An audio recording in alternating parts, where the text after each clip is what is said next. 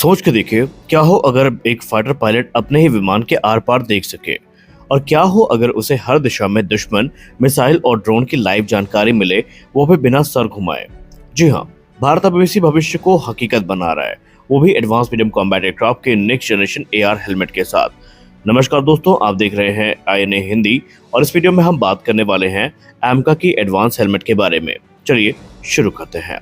दोस्तों, भारत का advance medium combat aircraft यानी कि एमका सिर्फ एक स्टेल्थ फाइटर नहीं है, बल्कि एक फ्लाइंग डिजिटल कमांड सेंटर बनने जा रहा है। और इस सिस्टम का सबसे महत्वपूर्ण हिस्सा है next generation AR helmet mounted display यानी एचएमडी। ये हेलमेट सिर्फ एक डिस्प्ले नहीं है, ये एक ऑगमेंटेड रियलिटी पर आधारित प्रणाली है, या युद्ध कह ले युद्ध प्रणाली है, जो पायलट को real time data, sensor input और बैटलफील्ड अवेयरनेस देता है सीधे उसके आंखों के सामने। अब इसका सबसे बड़ा गेम चेंजर फीचर ये है कि इसमें लुक थ्रू एयरक्राफ्ट की कैपेबिलिटी देखने को मिलती है।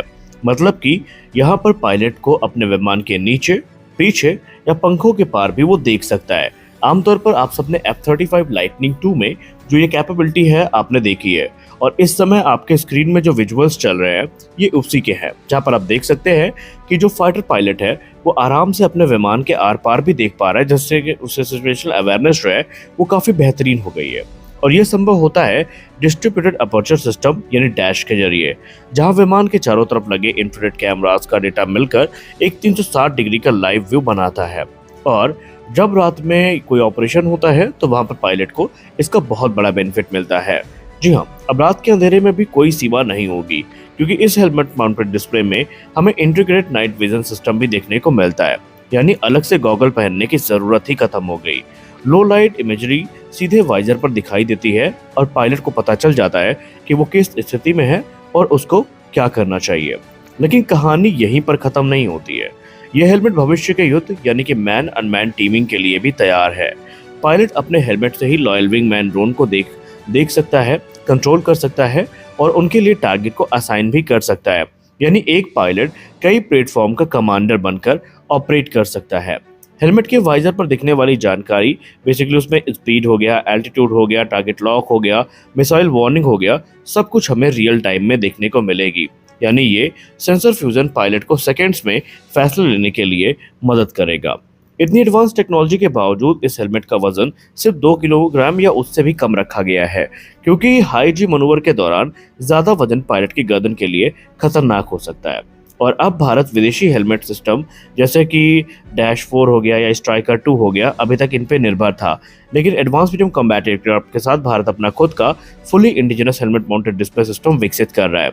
इसका मतलब ये है कि लागत कम होगी, तकनीकी आज़ादी पूरी होगी और भविष्य के अपग्रेड पर हमारा पूरा नियंत्रण भी होने वाला है।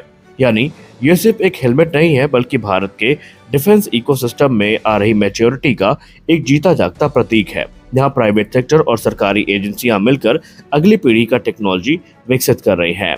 एडवांस मीडियम कॉम्बैट एयरक्राफ्ट का यह नेक्स्ट जनरेशन हेलमेट पायलट को सुपर ह्यूमन विजन देगा और भारत को देगा फ्यूचर वॉरफेयर में एक क्लियर बढ़त। यानी आने वाले समय में युद्ध सिर्फ ताकत से नहीं बल्कि टेक्नोलॉजी और अवेयरनेस का खेल होगा, और भारत इस रेस में तेजी से आगे बढ़ रहा है।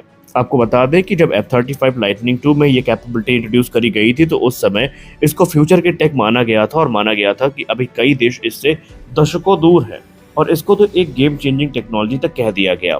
और भारत कहीं ना कहीं इसी क्षेत्र में लगातार आगे बढ़ रहा है। आपको क्या लगता है, क्या भारत एमका के आने तक ये टेक्नोलॉजी विकसित कर सकता है, या फिर भारत के लिए अभी जो मुश्किलें हैं ये होने वाली है, और वो क्या मुश्किलें हैं जो आपके हिसाब से हो सकती है? अगली रिपोर्ट में बात करने वाले हैं भारत के टैंक टेक्नोलॉजी और टैंक इंजन टेक्नोलॉजी के बारे में। अगर आने वाले समय में हमें भारत के टैंक पहले से ज्यादा तेज, ताकतवर और ज्यादा खतरनाक दिखे, तो इसके पीछे एक बहुत बड़ा कारण होगा स्वदेशी इंजन टेक्नोलॉजी। जी हाँ, भारत की कंपनी AVNL अब 400 हॉर्स पावर से लेकर 1500 हॉर्स पावर तक के जो न्यू जनरेशन पावर पैक्स हैं, इनको तैयार कर रही है, जो भारत के पूरे आर्मर्ड फ्लीट को बदल सकते हैं। तो क्या है पूरा प्लान, आइए समझते हैं। देखिए, आर्मर्ड व्हीकल निगम लिमिटेड, जिसको हम AVNL के नाम से जानते हैं, ये एक बड़ा रोड मैप तैयार कर चुकी है। इनका लक्ष्य है कि भारत के सभी आर्मर्ड व्हीकल के लिए 400 हॉर्स पावर से लेकर के 1500 HP तक के जो इंडिजिनस इंजन हैं, इनका निर्माण करना। अब तक भारत कई मामलों में विदेशी इंजन पर डिपेंड करता रहा है, खासकर रशियन ओरिजिन के प्लेटफॉर्म में। लेकिन अब एवीएनएल इस डिपेंडेंसी को खत्म करना चाहती है और पूरे प्रोपल्शन सिस्टम को मॉडर्न बनाना चाहती है। इससे पहले हम बात करें 400 पावर हाउस इंजन की, ये बेसिकली क्या काम करेगा आइए जान लेते हैं। बेसिकली 400 हॉर्स पावर का जो इंजन है ये BMP-2 में यूज किया जाएगा और ये BMP-2 के जो मौजूदा इंजन है जो कि 300 हॉर्स पावर के पुराने इंजन है उनको रिप्लेस करेगा। इस अपग्रेड से हमें बेहतर पावर टू वेट रेशियो देखने को मिलेगा, ज़्यादा स्पीड और एक्सेलरेशन देखने को मिलेगी। हाई एल्टीट्यूड और डेजर्ट में इसकी परफॉर्मेंस पहले से कहीं ज़्यादा इम्प्रूव्ड नजर आएगी, यानी इन्फेंट्री व्हीकल अब ज़्यादा एफिशिएंट और रिलायबल बन जाएंगी। वहीं अगर हम 600 हॉर्स पावर के इंजन की बात करें तो 600 हॉर्स पावर का जो इंजन है ये व्हील्ड व्हीकल के लिए यूज किया जाएगा। जी हाँ, अब आते हैं 600 हॉर्स पावर कैटेगरी में। ये इंजन खास तौर पर बनाया जा रहा है 8x8 wheeled armour platform vehicle के लिए, या यूं कह ले व्हील्ड आर्मर व्हीकल के लिए। आज के मॉडर्न बैटलफील्ड में व्हील्ड व्हीकल बहुत इंपॉर्टेंट हो गई है क्योंकि ये ट्रैक व्हीकल से ज़्यादा फास्ट होते हैं, इनमें मेंटेनेंस कम होता है और लॉजिस्टिक काफ़ी आसान होता है। 600 हॉर्स पावर के इंजन के आने से इनका पेलोड कैरिंग कैपेसिटी ज़्यादा होगा, ऑफ रोड मोबिलिटी बेहतर होगी, एडवांस प्रोटेक्शन सिस्टम और इसमें इंटीग्रेट करना आसान हो जाएगा। वहीं अब बात करते हैं हैवी कैटेगरी की। एवीएनएल इन 600 और 400 हॉर्स पावर के इंजन के अतिरिक्त बना रहा है 1350 हॉर्स पावर का एक बड़ा इंजन जो कि मुख्यतः T90 मार्क 3 जो टैंक है इनके अपग्रेड में इस्तेमाल होगा। इसका मतलब यह है कि टैंक की एजिलिटी बढ़ेगी, मनूवरिंग का काफ़ी तेज़ी से पॉसिबल हो पाएगा और हाई इंटेंसिटी कॉम्बैट में जो परफॉर्मेंस है वो इनकी काफ़ी ज़्यादा इम्प्रूव होगी। यानी स्पष्ट है कि बैटलफील्ड में रिएक्शन टाइम और सर्वाइबिलिटी इन टैंक्स की दोनों बढ़ेंगी, जो कि बहुत ज़्यादा ज़रूरी है।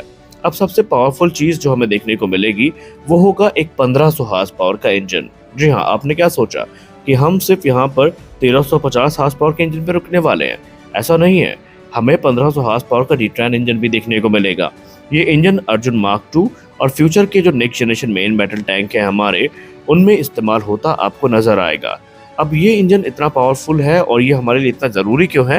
क्योंकि फ्यूचर टैंक में हैवी आर्मर होगा, एक्टिव प्रोटेक्शन सिस्टम होंगे, एडवांस इलेक्ट्रॉनिक और सेंसर्स होंगे और सबको चलाने के लिए बहुत ज़्यादा पावर की ज़रूरत पड़ेगी और वहीं पर काम आएगा हमारा ये हाई पावर इंजन।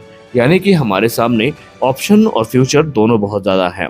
इतने पावरफुल इंजन को बनाना हमारे लिए आसान नहीं है, इसमें बहुत सारे चैलेंजेस भी आते हैं, जैसे कि एडवांस मेटलर्जी, हीट मैनेजमेंट हो गया और प्रिसीजन मैन्युफैक्चरिंग हो गई। और सबसे खास बात तो ये है कि एक्सट्रीम बैटलफील्ड कंडीशन में यहाँ पर रिलायबिलिटी काफ़ी महत्वपूर्ण है।